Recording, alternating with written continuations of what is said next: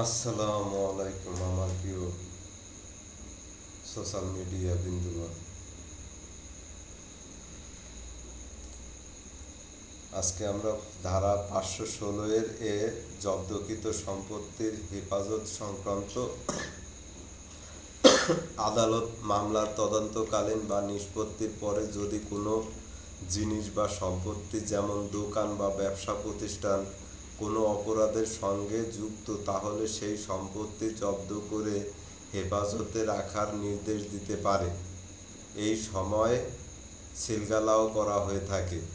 বিশেষ ক্ষেত্রে নিম্নোক্ত আইন ও সংস্থার মাধ্যমে দোকান বা প্রতিষ্ঠান সিলগালা হতে পারে: ড্রাগ আইনে, ড্রাগ অ্যাক্ট 1940, অবৈধ ওষুধ বিক্রয়করণে; ফুড সেফটি আইন, ভেজাল খাবার বিক্রির কারণে; বাণিজ্য লাইসেন্স অনুমোদন না থাকলে; স্থানীয় সরকার আইন বা মিউনিসিপ্যাল আইনে, দণ্ডবিধি 270, 271 ধারা সংক্রান্ত রোগ ছড়ানোর সম্ভাবনা; প্রশাসনিক আদেশে, পুলিশ, সিটি কর্পোরেশন, র্যাব বা ম্যাজিস্ট্রেট বিশেষ ক্ষমতা আইন 1974 বা দণ্ডবিধি ও স্থানীয় প্রশাসনিক ক্ষমতা অনুযায়ী সিলগালা ব্যবস্থা নিতে পারেন।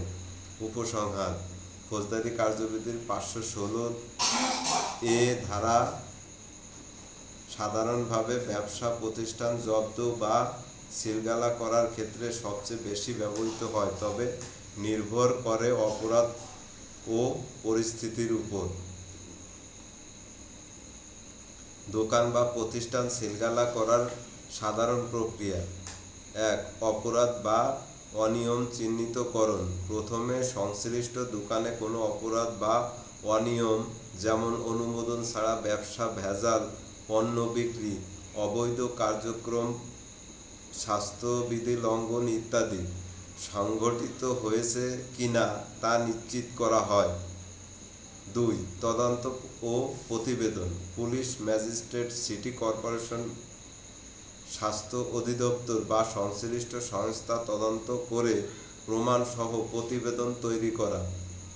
প্রমাণিত হলে ম্যাজিস্ট্রেট বা প্রশাসনিক কর্মকর্তা সরাসরি আদেশ দিতে পারেন। 3. আইনি ধারা প্রয়োগ।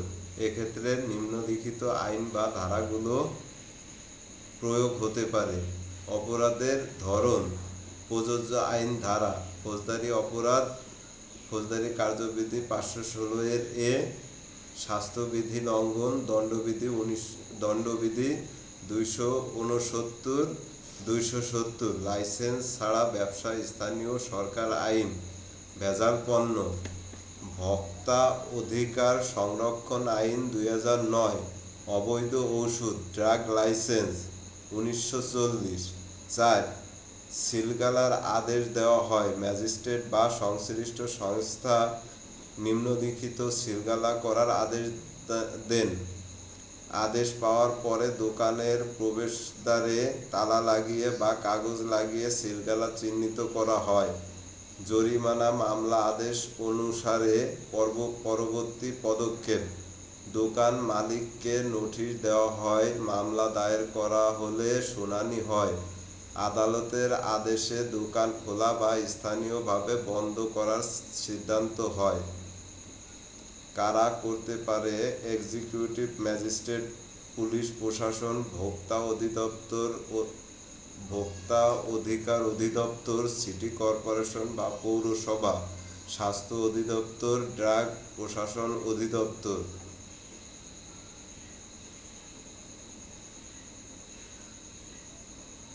নারকোটিক্স কন্ট্রোল অ্যাক্ট 2018 এর ধারা 11(2) এর আলোকে দেখা দরকার।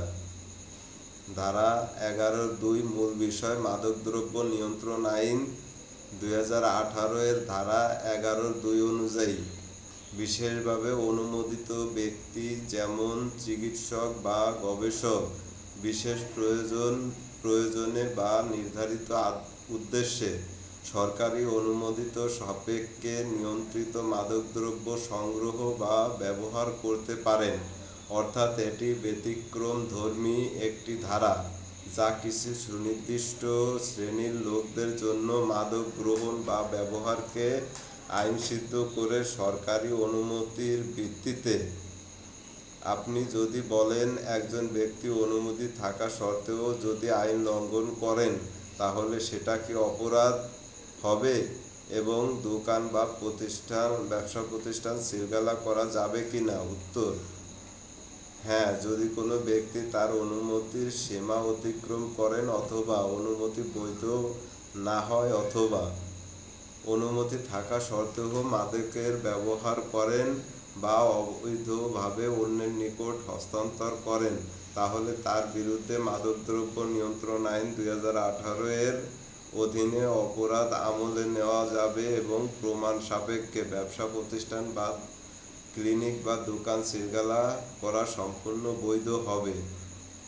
এ অবস্থায় সিলগালার প্রক্রিয়া: 1. তদন্ত। ডিএনসি, মাদকদ্রব্য নিয়ন্ত্রণ অধিদপ্তর, পুলিশ বা নির্বাহী ম্যাজিস্ট্রেট তদন্ত করে অপরাধ চিহ্নিত করবে। মামলা ও সিলগালা: যদি দেখা যায় আইন লঙ্ঘিত হয়েছে তাহলে সিআরপিসি এর 516 এর এ ধারা অনুসারে দোকান জব্দ সিলগালা করা যায়। প্রয়োজনে আদালতের আদেশ ছাড়াই জরুরি ভিত্তিতে ম্যাজিস্ট্রেট তা করতে পারেন বিশেষ ক্ষমতা আইন অনুযায়ী। উপসংহার: